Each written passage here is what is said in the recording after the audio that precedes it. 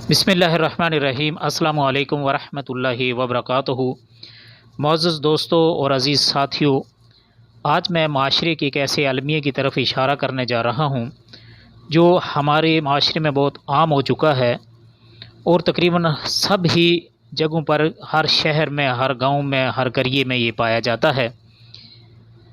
मैयत अभी कांधों पे बाद में उठती है और देग में चमचे पहले ही खटक जाते हैं।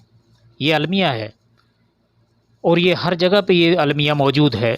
लवाहिकीन की दाढ़ें कम नहीं होती कि मसाला फड़ाओए की सदाएं बुलंद होना शुरू हो जाती हैं। कब्र पर फूल सजते नहीं कि खाने के बर्तन सज जाते हैं।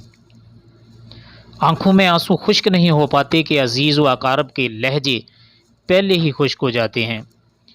चावलों में बोटियां बहुत कम हैं, फलां ने रोटी दी थी तो क्या गरीब थे जो 2 किलो गोश्त और डाल देते, मरने वाला तो चला जाता है। लेकिन ये कैसा रवाज है कि जनाजा पढ़ने के लिए आने वाले इसकी याद में बोटियों को चक मारते देगी खाने की लज्जत के मुंतज़र होते हैं।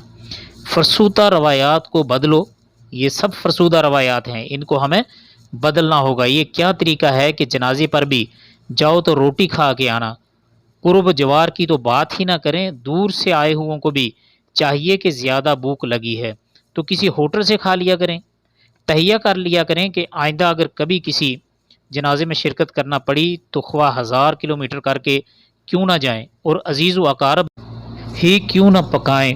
मैयत वाले घर से खाना नहीं खाना।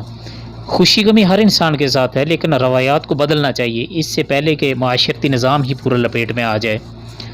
अल्लाह के नाम की खैरात की बात अलग है। अगर किसी की इस्तात है और कोई अपनी मर्ज़ी से मैयत के इसाले सवाब के लिए कुछ खैरात करता है तो वो अलग बात है, उसके लिए गुंजाइश मौजूद है। वीडियो पसंद है तो लाइक शेयर और कमेंट ज़रूर कीजिए।